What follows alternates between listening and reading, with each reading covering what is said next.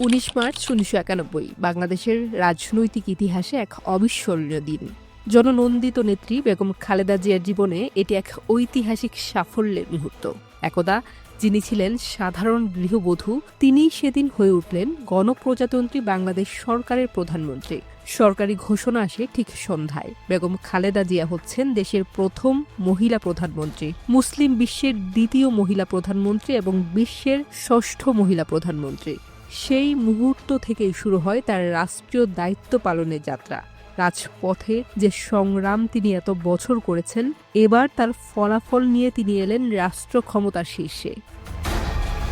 সন্ধ্যায় ড্রয়িং রুমে কয়েকজন অতিথির সঙ্গে কথা বলছিলেন তিনি। এমন সময় বিশ্বস্ত সহকারী মোসাদ্দেক আলী এসে জানালেন, বিবিসির সংবাদ প্রচার শুরু করেছে, খালেদা জিয়া নতুন প্রধানমন্ত্রী। খবর শুনে তার মুখে ফুটে ওঠে শান্ত হাসি। তিনি পাশের ঘরে গিয়ে মায়ের পা ছুঁয়ে সালাম করেন। মা কন্যাকে জড়িয়ে ধরে দোয়া করেন। বড় ছেলে তারেক রহমান তখন বাসার বাইরে ছিলেন। খবর পেয়ে দ্রুত বাসায় আসেন। এক গোছা রজনীগন্ধা ও গোলাপ হাতে মাকে অভিনন্দন জানান। প্রধানমন্ত্রীও ছেলেকে বুকে টেনে নেন। এরপর দলীয় নেতাকর্মী ও শুভাকাঙ্ক্ষীরা দলে দলে এসে ফুল দিয়ে অভিনন্দন জানাতে থাকেন দেশটির নতুন প্রধানমন্ত্রীর প্রতি। পরদিন ২০ মার্চ ১৯৯১ বঙ্গভবনে বেগম খালেদা জিয়া তার মন্ত্রীদের নিয়ে শপথ নেন। শপথ অনুষ্ঠানে তার পরনে ছিল সাদা জামদানি। শপথ শেষে সাংবাদিকরা তাকে ঘিরে ধরেন। তিনি দাঁড়িয়েই সকলের প্রশ্নের উত্তর দিলেন। জনগণকে দেয়া প্রতিশ্রুতি পূরণের অঙ্গীকার করেন তিনি। জেনারেল এরশাদের বিচার সম্পর্কে জানান, বিচার চলছে এবং তা অবশ্যই হবে। স্বাধীনতা, সার্বভৌমত্ব ও শান্তি প্রতিষ্ঠার জন্য তিনি সব রাজনৈতিক দলের সহযোগিতা কামনা করেন। প্রধানমন্ত্রী হিসাবে তার প্রথম কাজ হবে খাদ্য, বস্ত্র, বাসস্থান সহ জনগণের মৌলিক চাহিদা পূরণ এবং দুর্নীতিমুক্ত সরকার গঠন করা। এ কথা তিনি স্পষ্টভাবে ঘোষণা করেন। সাংবাদিকদের সঙ্গে কথা শেষ করে তিনি নিজস্ব জিপে মা, ছেলে, ভাই ও পরিবারের সদস্যদের নিয়ে যান কেন্দ্রীয় শহীদ মিনার, শহীদ জিয়ার মাজার এবং জাতীয় স্মৃতিসৌধে। প্রধানমন্ত্রীর নির্ধারিত গাড়ি থাকা সত্ত্বেও তিনি নিজের জিপেই জাতীয় পতাকা লাগিয়ে যাত্রা করেন।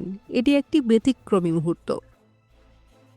শপথের দিনটি ছিল অত্যন্ত ব্যস্ত। সেহরির পর মাত্র ৩ ঘণ্টা ঘুম। সকাল থেকেই ভক্তরা ফুলের তোড়া নিয়ে অপেক্ষা করছিল। দুপুর পর্যন্ত সাক্ষাৎ দেওয়া, টেলিফোনে অভিনন্দন গ্রহণ মিলিয়ে দিনটি ছিল পূর্ণ। বিকেলে শপথ শেষে তিনি শহীদ মিনার, জিয়ার মাজার ও স্মৃতিসৌধে যান। পরে ছোট ভাই শামীম ইস্কান্দারের বাসায় ইফতার করেন। রাতে বিএনপির বনানী কার্যালয়ে গেলে সৃষ্টি হয় অভূতপূর্ব দৃশ্য। ২ লাইনে দাঁড়িয়ে থাকা জনতা ফুল ছিটিয়ে তাকে অভিনন্দন জানায়। বাসায় ফিরে তিনি অস্ট্রেলিয়ায় মেলবোর্নে থাকা ছোট ছেলে আরাফাত রহমান কোকোর সঙ্গে কথা বলেন। ক্লান্ত হলেও দিনটি ছিল তার জীবনের অন্যতম আনন্দের। এর কিছুদিন পর ৭ এপ্রিল তিনি যান সিলেটে মাজার জিয়ারত করতে। ক্ষমতায় আসার পর তিনি হয়ে ওঠেন দেশের রাজনীতির কেন্দ্রীয় ব্যক্তিত্ব। ১ এপ্রিল মন্ত্রিসভার বৈঠকে তিনি নিজেই সভাপতিত্ব করেন। স্বৈর শাসনে রেখে যাওয়া বিশৃঙ্খলা ও দুর্নীতির মধ্যে শাসন ব্যবস্থা পুনর্গঠন করা ছিল কঠিন কাজ।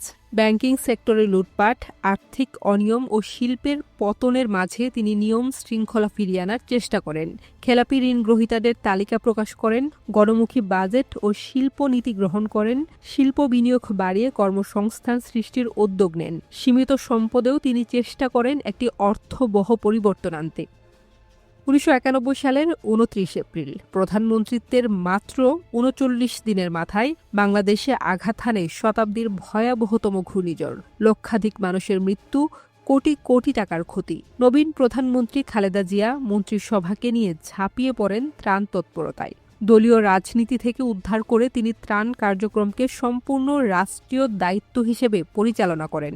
আন্তর্জাতিক সাহায্য চান এবং তা পানও। মার্কিন প্রেসিডেন্ট জর্জ বুশের নেতৃত্বে একটি টাস্ক ফোর্স বাংলাদেশে আসে। চট্টগ্রামে কয়েকদিন অবস্থান করে তিনি সরাসরি ত্রাণ কার্যক্রম তদারকি করেন। সবচেয়ে বিশেষ বিষয়, এই ত্রাণ তৎপরতা নিয়ে কোনো দুর্নীতির অভিযোগ ওঠেনি, বিরোধীরাও অভিযোগ করেনি। এটি ছিল তার বড় সাফল্য। ক্ষমতার বড় সিদ্ধান্ত আসে শাসন ব্যবস্থা নির্ধারণে। তার দল প্রেসিডেন্ট পদ্ধতির ধারায় গড়ে উঠলেও তিনি আগেই বলেছিলেন, শাসন ব্যবস্থা নির্ধারণ করবে জনগণের নির্বাচিত সংসদ। নির্বাচনের ফলাফল স্পষ্ট করে দেয়, বেশিরভাগ সংসদ সদস্য সংসদীয় পদ্ধতি চান। তাই তিনি দলের সঙ্গে আলোচনা করে সিদ্ধান্ত নেন, বাংলাদেশ চলবে সংসদীয় পদ্ধতিতে। জাতীয় সংসদে তিনি আনেন ঐতিহাসিক বিল, সংবিধানের একাদশ ও দ্বাদশ সংশোধনী। সকল দলের ঐক্যমত্যে বিলটি পাশ হয় সর্বসম্মত ভোটে। এর মাধ্যমে প্রেসিডেন্ট পদ্ধতির অবসান ঘটে, বাংলাদেশ ফিরে যায় সংসদীয় গণতন্ত্রে। এটি ছিল তার সাহসী নেতৃত্বের প্রতীক।